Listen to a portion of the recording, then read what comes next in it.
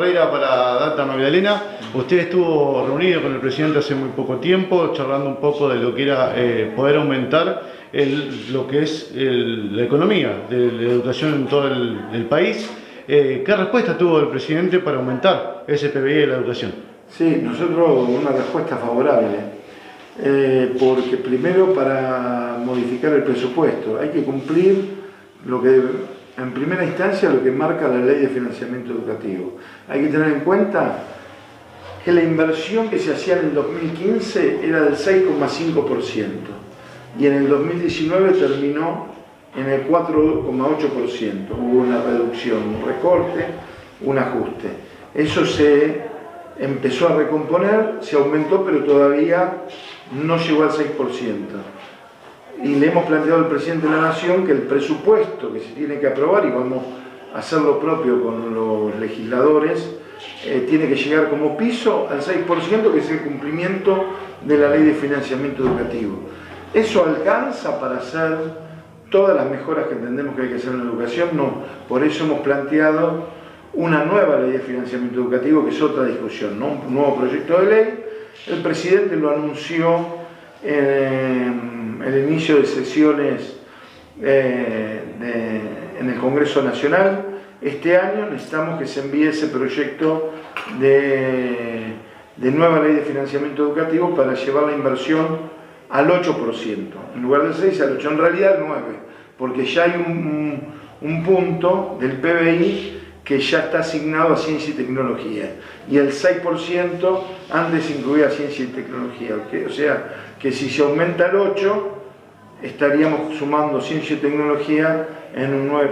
Llegamos al 47%, vamos a llegar de aumento salarial, pero con una cláusula de revisión en el mes de diciembre, porque lo que planteó el Frente de Unidad Docente Bonaerense, queremos estar por arriba de la inflación, o sea que si la inflación es igual a ese porcentaje que acordamos o es superior, se tiene que aumentar. Se tiene que aumentar porque queremos estar por encima de la inflación, no empatar la inflación, sino recuperar poder adquisitivo del salario.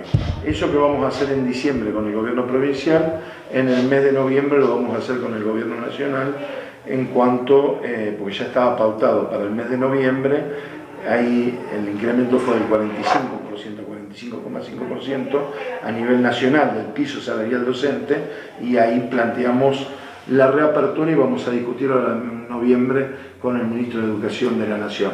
Y lo que decía yo también, que es muy importante, nosotros nos pasamos, ustedes saben, 4 años luchando fuertemente por la educación pública, porque había un gobierno como el anterior, acá en la provincia de Buenos Aires, María Eugenia Vidal, que tuvimos muchísimas dificultades con el tema de la infraestructura escolar y con el salario docente. Más de 1 año y medio estuvimos reclamando una cláusula gatillo que finalmente logramos por la lucha que llevamos adelante en marzo, recién en marzo del 2019. Ahora, eso era apenas empatarle a la inflación, no perder con respecto a la inflación. 1 año. Los años anteriores perdimos frente a la inflación. Ahora queremos recuperar la pérdida del poder adquisitivo. Por eso, con el gobierno, tanto nacional como provincial, discutimos que los aumentos salariales tienen que estar por sobre lo que marca la inflación. Para dar un ejemplo. Sí, también le llevó un reclamo al presidente que era adelantar las jubilaciones. El tema de las jubilaciones, no en el caso, están muy bien informados ustedes, porque no es la jubilación digo esto, ¿por qué lo digo? Porque no son las jubilaciones de los docentes de la provincia. Nosotros tenemos un esquema que el aumento salarial de los docentes activos va al aumento salarial de los docentes jubilados de la provincia. Claro.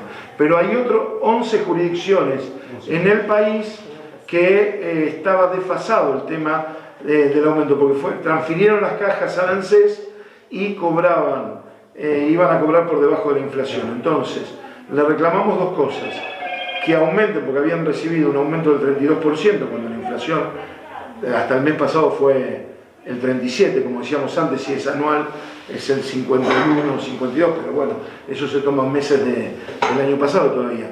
Quedaban muy por debajo, entonces planteamos que el aumento que se iba a dar en marzo se adelante ahora para que no pierdan frente a la inflación y tenemos que discutir un índice que les permita a los jubilados de esas 11 provincias lo mismo que logramos en la provincia de Buenos Aires, que los jubilados, que el aumento que recibimos los activos también lo cobran los jubilados. Nosotros venimos a conversar con los afiliados, no solamente a decir lo que pensamos, sino a escuchar lo que piensan y cuáles son los reclamos, cuáles son las demandas, qué cosas se hacen bien, qué cosas se hacen mal, porque eso es fundamental. Y lo que bien marcabas vos con respecto a la presencialidad es fundamental. No es lo mismo, o sea, la virtualidad fue de alguna manera lo que nos permitió seguir en contacto, pero no es lo mismo en ningún orden la presencialidad que la virtualidad. Tampoco en el tema del sistema educativo, siempre lo dijimos, la virtualidad no reemplaza a la presencialidad. Que podamos recuperar de presencialidad es muy importante. Y eso es un ejemplo, la Escuela Secundaria 1. Que hoy me decía Maxi, están mañana, tarde y noche, inclusive los sábados, con los chicos de la escuela secundaria, con las aulas de aceleración, con el programa ATR, Egresar, toda una serie de cuestiones donde se refuerzan las trayectorias educativas de los chicos, se los acompaña, se ayuda a la terminalidad en el tema de la escuela secundaria. Bueno, es fundamental. Y lo mismo en estos ámbitos, de escuchar los reclamos, qué piensan, qué les parece, porque si no, uno no tiene real conocimiento de lo que pasa, sino es recorriendo las escuelas y hablando con cada uno de los afiliados. Bueno, esa es la práctica que felizmente podemos retomar después de, no digo terminada, ojalá termine pronto, pero por lo menos superada gran parte de la pandemia, ¿no? Elena quería plantear esto. Desde agosto estamos trabajando para que en septiembre empezara a funcionar el programa ATR y están vinculándose todos los días de lunes a sábado, desde en algunas escuelas como la escuela secundaria, desde las 8 de la mañana hasta las 9:30 de la noche, todos los días, excepto los sábados, hasta las 6:30 de la tarde. Entonces eso ha significado una gran inversión de parte del presupuesto provincial sin afectar ningún derecho de los compañeros y compañeras, porque los compañeros están trabajando de la misma manera que venimos trabajando y fueron contratados compañeros para poder desarrollar este programa que va a continuar y va a finalizar el 31 de marzo en las escuelas secundarias y en las escuelas primarias.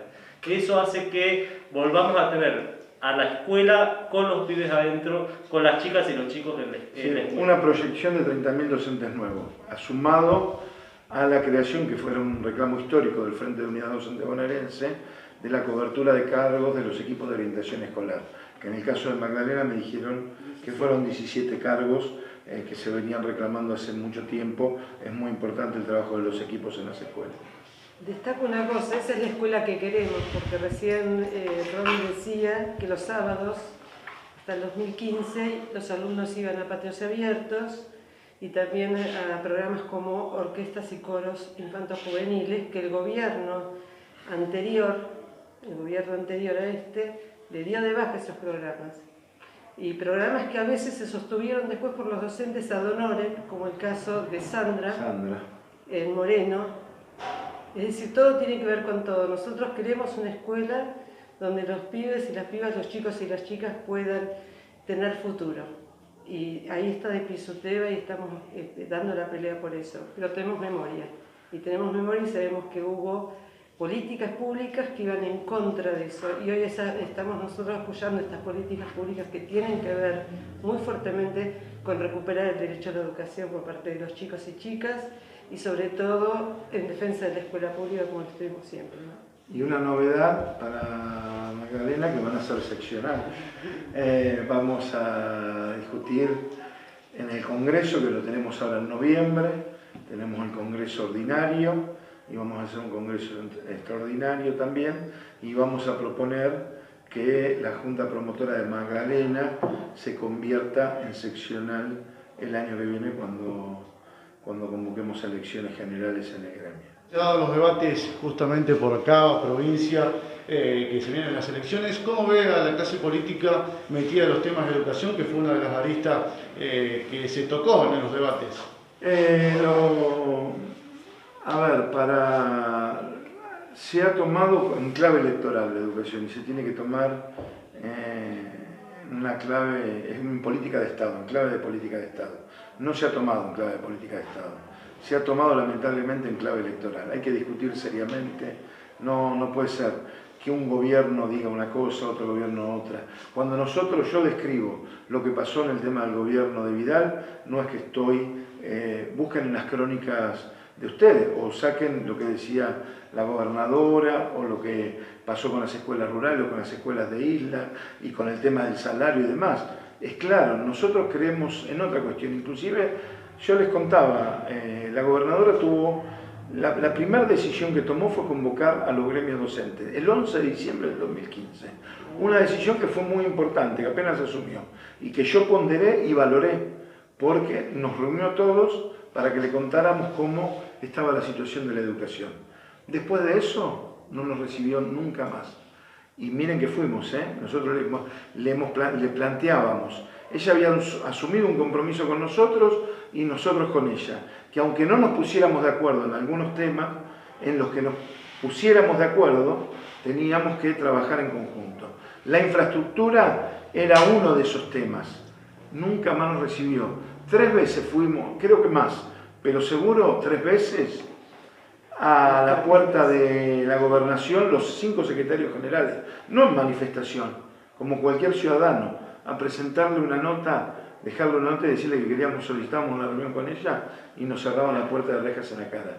Ni siquiera teníamos el derecho de ir a presentar la nota en mesa de entrada como cualquier ciudadano. Después sucedió la explosión de la Escuela 49 de Sandro y Rubén.